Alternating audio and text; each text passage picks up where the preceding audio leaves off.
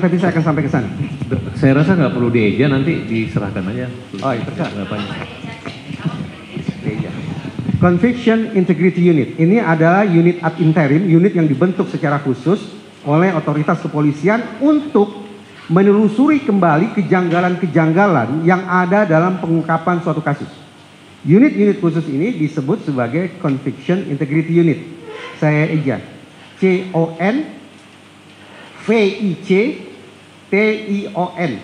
Conviction. Kata berikutnya integrity. Mudah-mudahan Ibu Panitra sudah tahu ya kalau integrity ya. Dan kata berikutnya adalah unit. Conviction Integrity Unit.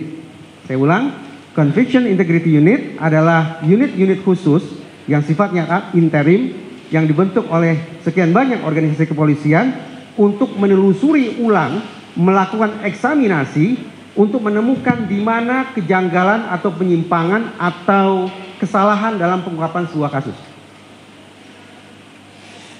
Unit itu bekerja dengan kemungkinan targetnya adalah exoneration. Apa itu exoneration? Saya eja dulu. EXONE ration. Exoneration. Exoneration adalah koreksi atas kasus hukum seorang terpidana.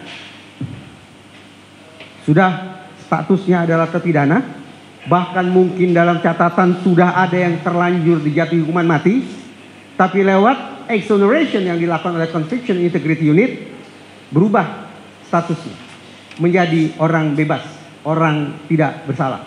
Bahwa sudah ada yang terlanjur dieksekusi apa boleh buat. Tetapi paling tidak negara secara legowo mengakui mereka sudah melakukan kesalahan dalam mengungkap suatu kasus. Ketika dilakukan studi majelis, apa gerangan yang mengakibatkan proses hukum itu salah dalam mempidana orang? Mengacu pada studi atau mengacu pada data yang dimiliki oleh Conviction Integrity Unit, ada dua yang dominan. Pertama, ketika proses hukum terlalu mengandalkan pada keterangan yang notabene keterangan rentan menjadi false confession atau keterangan palsu, tidak didukung dengan bukti-bukti empirik, tidak didukung oleh bukti-bukti saintifik, terlalu mengandalkan pada keterangan. Itu satu, temuan pertama.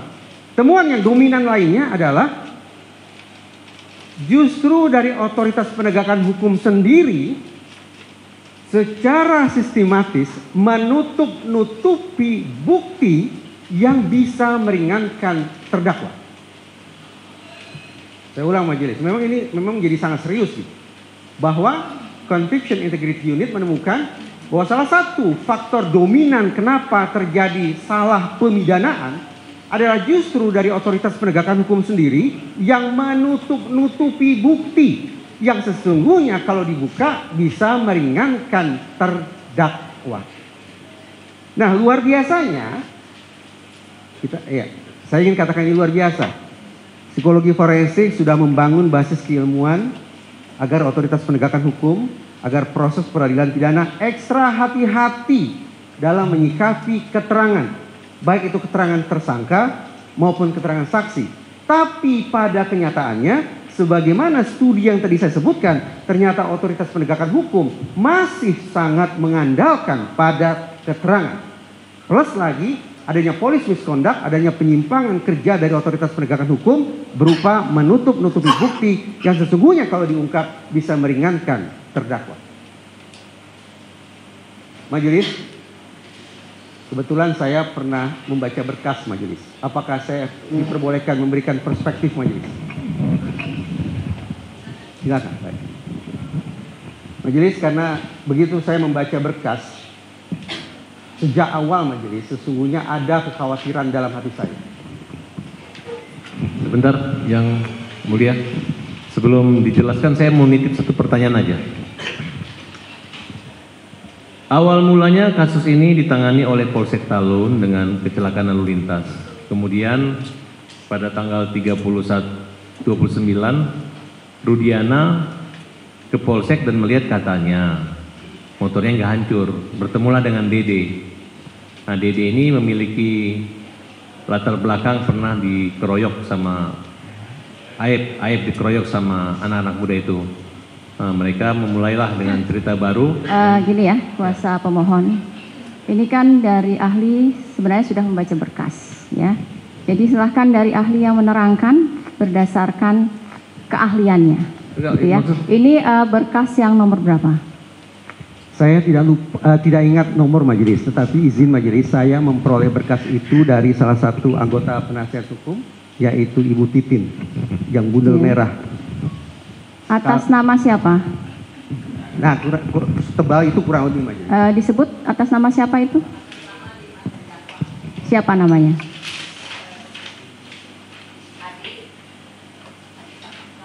Nomor berapa? Ya, silahkan yang nomor 4 berdasarkan keahlian. Baik, majelis.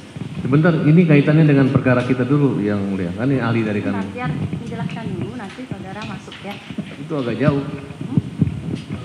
Tidak jauh. Mudah-mudahan tidak jauh. Karena saya tetap berada dalam koridor keilmuannya majelis. Karena saya berada di koridor keilmuan, maka mudah-mudahan ini relevan untuk semua kasus. Saudara bacakan yang Betul. itu maksudnya ya. Ya. Kalau yang ini saudara baca apa tidak? Nah, sekali lagi majelis, saya itu tidak ingat ini nomor berapa, ini berkas siapa. Yang jelas saya pernah membaca berkas yang diberikan oleh saudara Ibu Titin. Ya. Itu Silakan majelis ya. Yes, ya. Jelaskan. Baik. Majelis, saya menghormati kerja Otoritas Penegakan Hukum Polda Jabar. Namun dengan segala kerendahan hati harus saya katakan, dari berkas yang saya baca, terkesan paling tidak, terindikasi ini salah satu contoh pengungkapan kasus yang saya simpulkan terlalu mengandalkan pada keterangan saksi, termasuk keterangan tersangka, yang menomor sekiankan bukti saintifik. Contoh majelis, contoh. Pertama, terkait dengan narasi telah terjadi perkosaan massal bahkan terhadap almarhumah.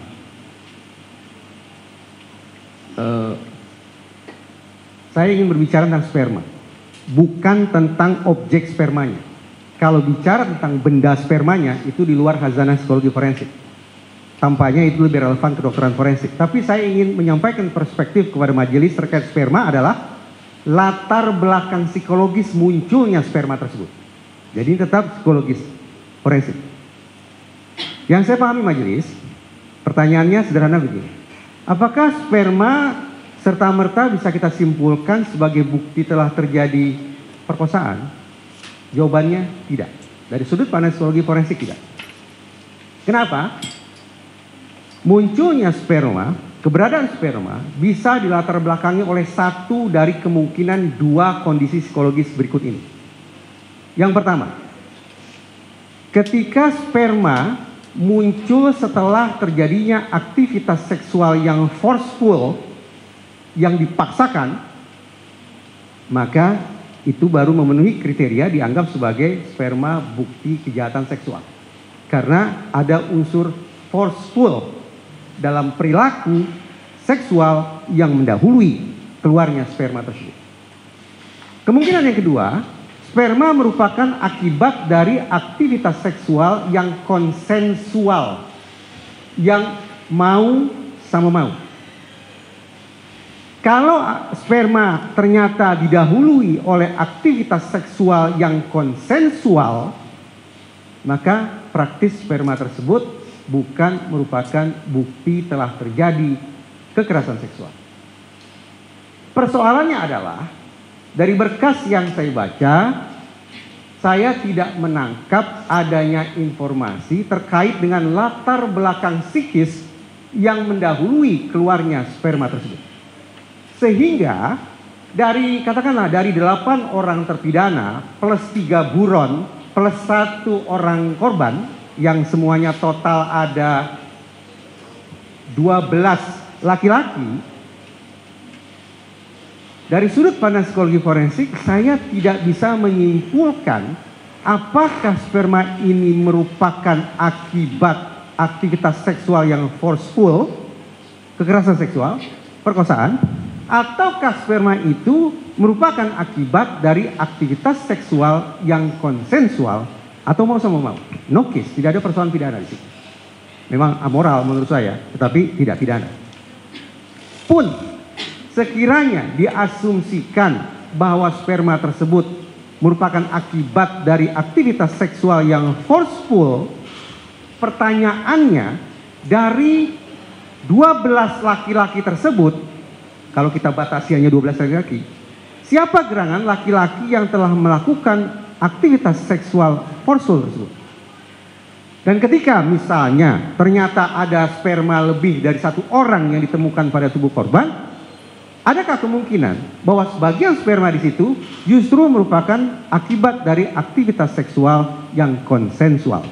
Ini majelis satu contoh tentang bagaimana simpulan ditarik dengan terlalu mengandalkan pada keterangan tanpa disertai kerja-kerja saintifik. Itu satu hal.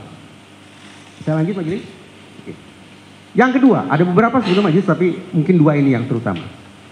Sekiranya saudara penasihat hukum masih ingat,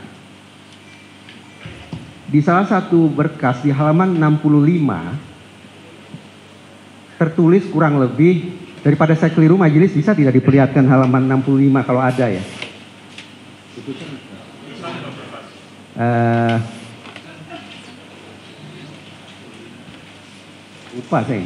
Lupa saya. Isinya begini, bahwa seolah ada komunikasi via SMS antara Saka Tatal dengan pihak lain terkait dengan rencana untuk menghabisi korban. Nah, itu majelis. Izin majelis, saya sesungguhnya tidak sedang meninjau objek bukti elektroniknya, bukan. Karena itu tampaknya ada di khazanah IT. Yang saya ingin sampaikan perspektifnya adalah majelis, dari komunikasi elektronik itu seyogyanya kita atau saya paling tidak bisa membaca kondisi psikologis para pihak pada malam itu berdasarkan komunikasi mereka. Nah, saya kembali ke apa yang saya katakan tadi, bahwa di salah satu berkas sehingga saya di halaman 65 ada komunikasi via SMS, melalui SMS antara anak Saka Tatal dengan terdakwa lain yang kurang lebih. Saudara, bisa saja mau izin masih lagi. Ada berkasnya, bisa kami tunjukkan? Oh, bacakan. Iya, 65.